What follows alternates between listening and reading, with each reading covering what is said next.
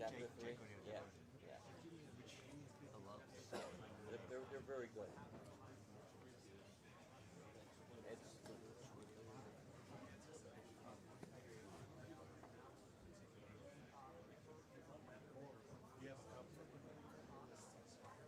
these are definitely lose a lot as well.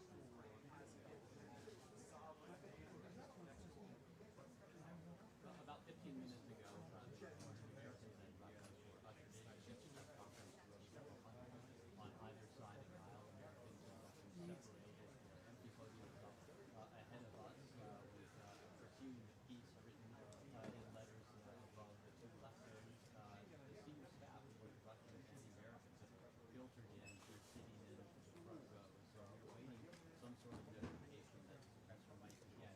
There's a sense of surprise here because I think we were waiting to hear that the 3-on-3 meetings initially there would be a larger lunch for more of the staff and various representatives here, and that didn't happen. They decided to come out and do this press conference now. So read into that what you will.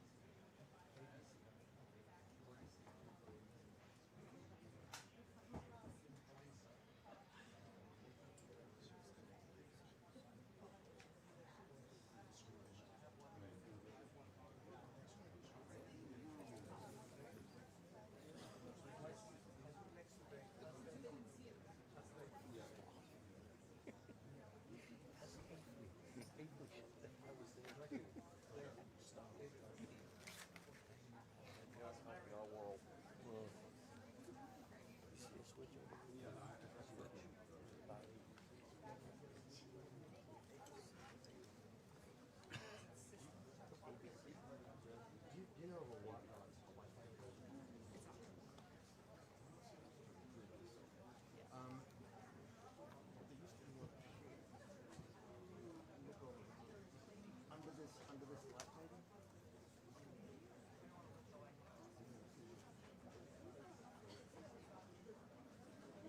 They took our water. Oh, that's right. They took our food and water.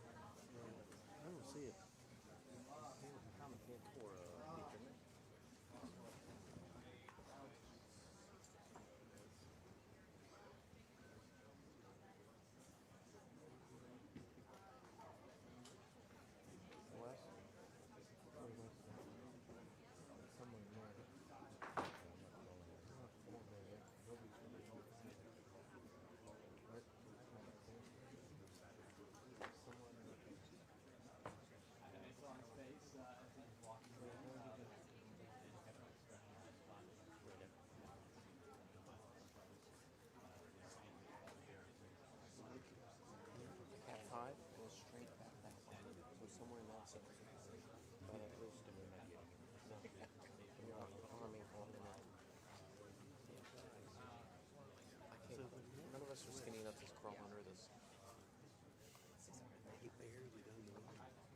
That's where the blue cable goes to. Sorry, repeat that? Oh, that wasn't the thought.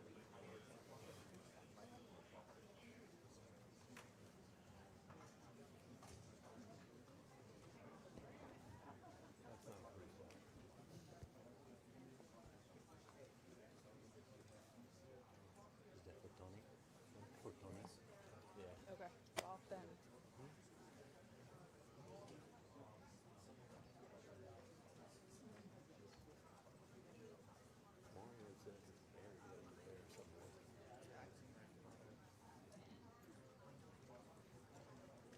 I mean, I'll Gumby, but not that far.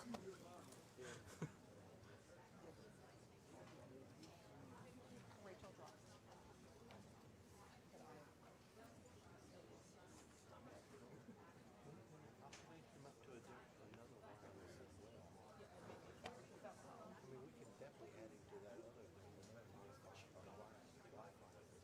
Yeah, the other Wi-Fi is totally dead.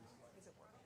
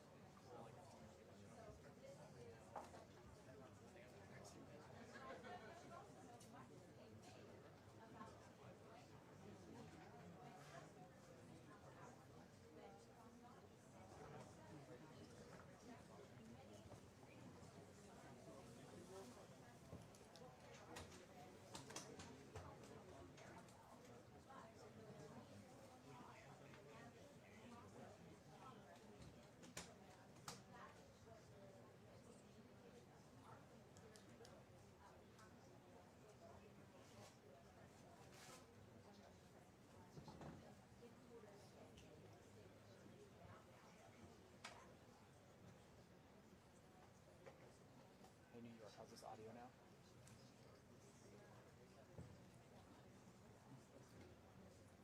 How's this audio with Kelly now? I need to go closer to her.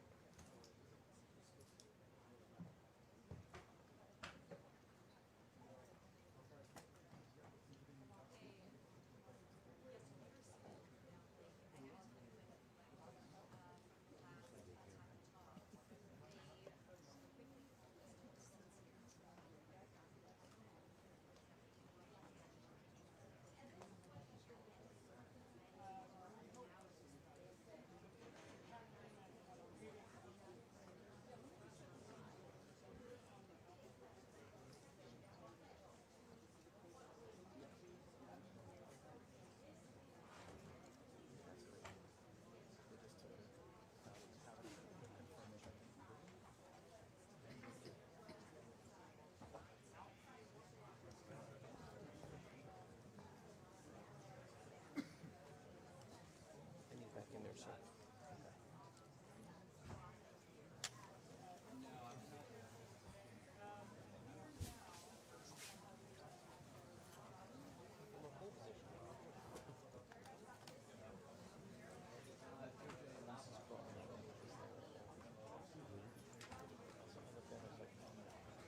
So that cable didn't look long enough.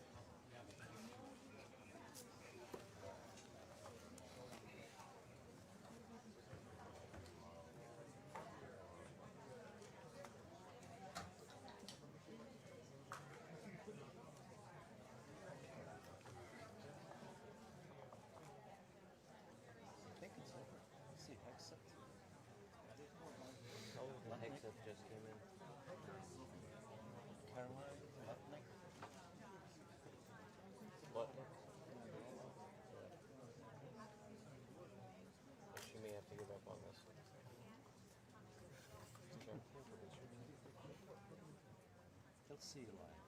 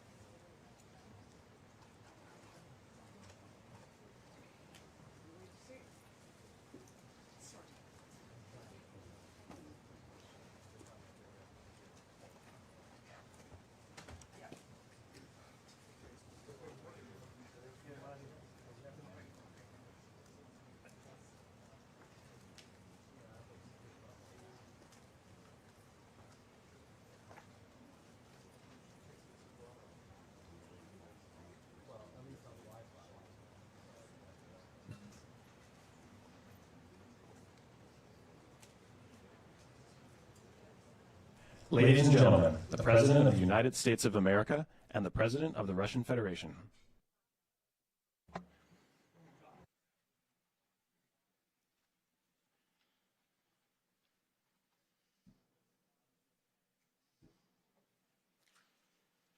Уважаемый господин президент, Mr. President, дамы и господа, ladies and gentlemen, Our negotiations have been held in a constructive atmosphere of mutual respect. We had very thorough negotiations that were quite useful. I would like to thank once again my American counterpart for the proposal to travel out here to Alaska. It only makes sense that we've met here because our countries, though separated by the oceans, are close neighbors. So when we've met, when I came out of the plane and I've said, "Good afternoon, dear neighbor. Very good to see you. In good health and to see you alive." I think that is very neighborly. And I think that's some kind words that we can say to each other. We're separated by the Strait of Bering, though there are 2 islands only between the Russian island and the U.S. island. They're only 4 kilometers apart. We're close neighbors, and it's a fact. It's also important that Alaska has to do with our common heritage, common history between Russia and the U.S., and many positive events have to do with that territory.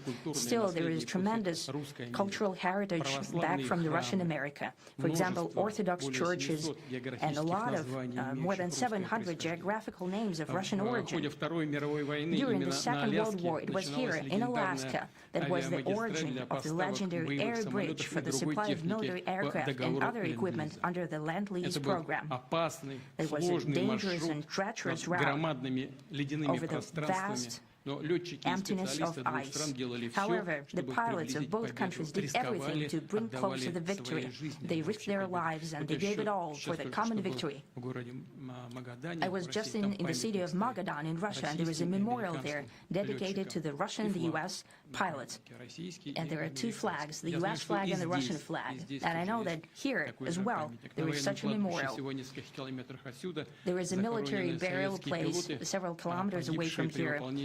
The Soviet pilots that buried there who died during that dangerous mission. We're thankful to the citizens and the government of the U.S. for carefully taking care of their memory. I think that's very worthy and noble. We'll always remember other historical examples when our countries defeated common enemies together in the spirit of battle camaraderie and allyship that supported each other and facilitated each other. I'm sure that this heritage will help us rebuild and foster mutually beneficial and equal ties at this new stage, even during the hardest conditions. It is known that there have been no summits between Russia and the U.S. for 4 years, and that's a long time. This time was very hard for bilateral relations, and let's be frank, they've fallen to the lowest point since the Cold War.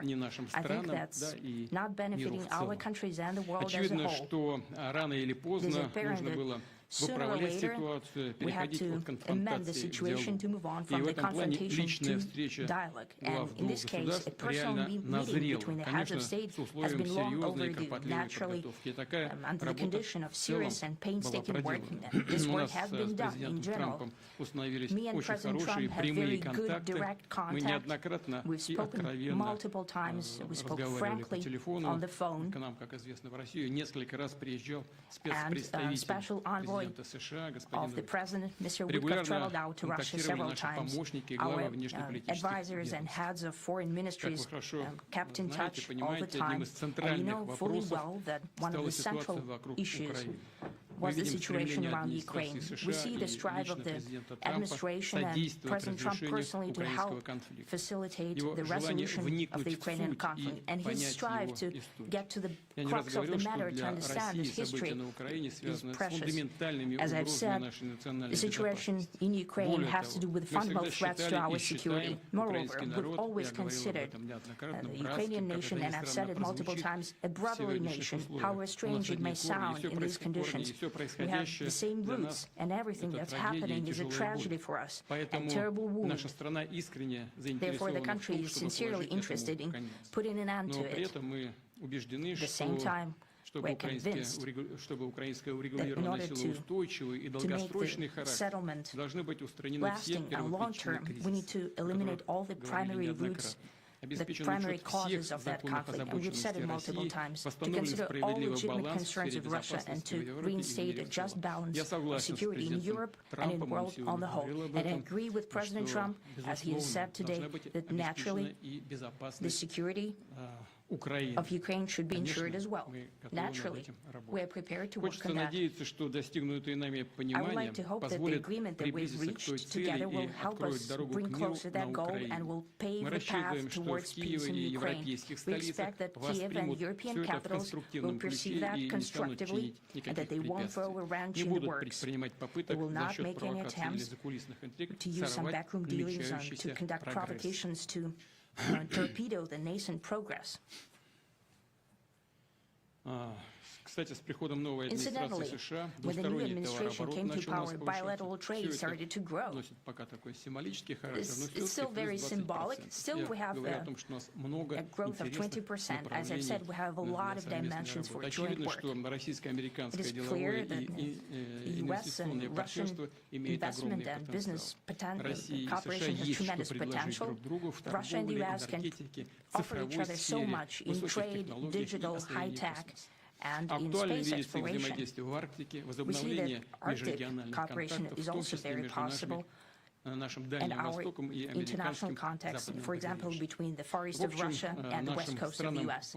Overall, it's very important for our countries to turn the page, to go back to cooperation. It is symbolic that not far away from here, the border between Russia and the U.S., there is a so-called international date line.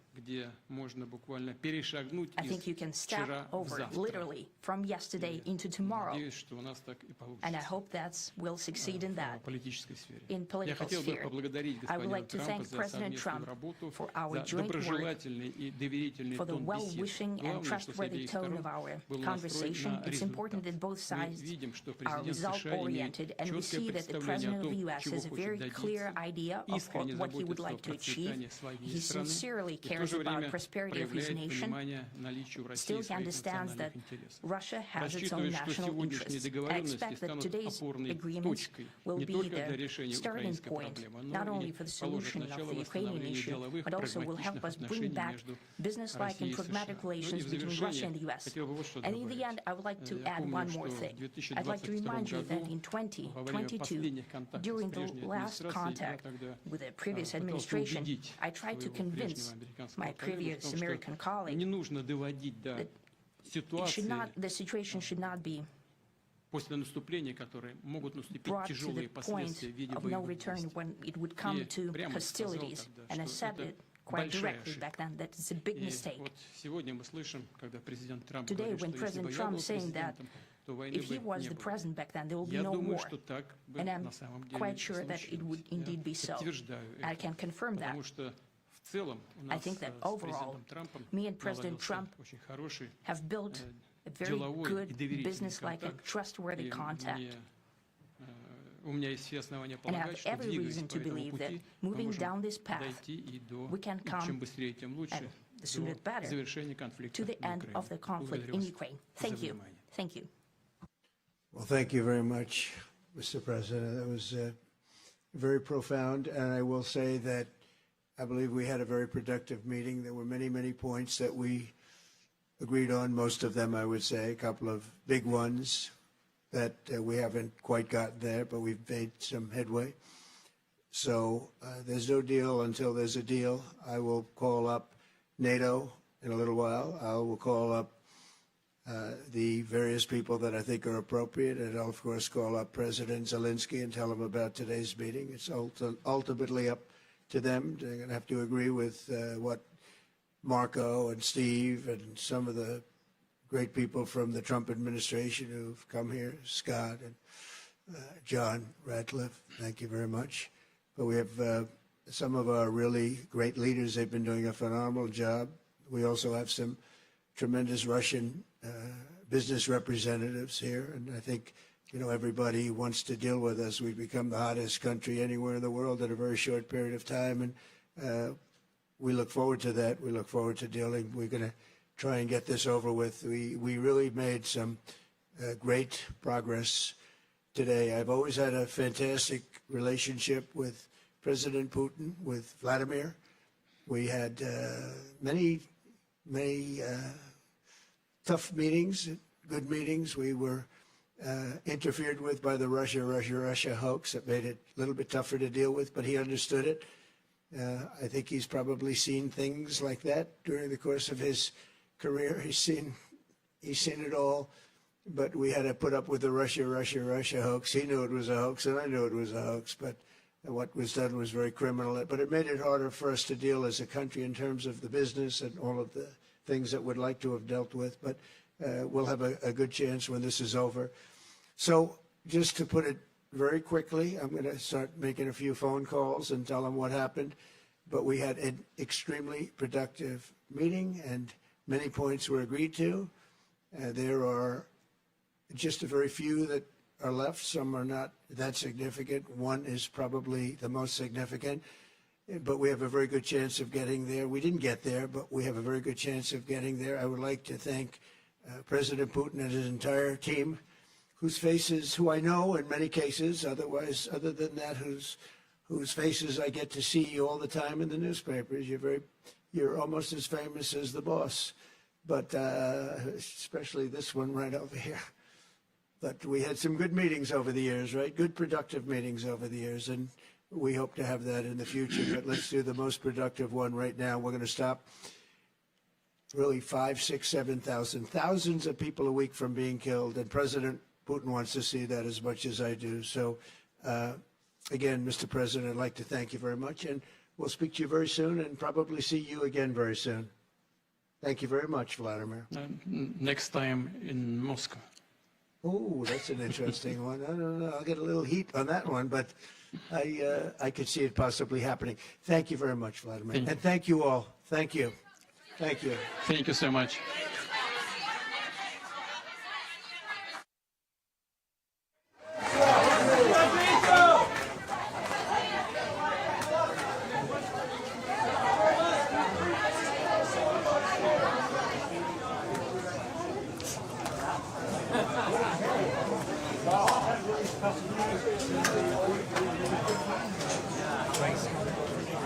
Crazy. Go.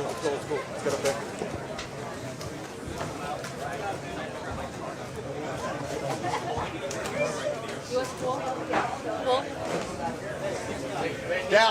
Down, please, sir, down, please, thank you.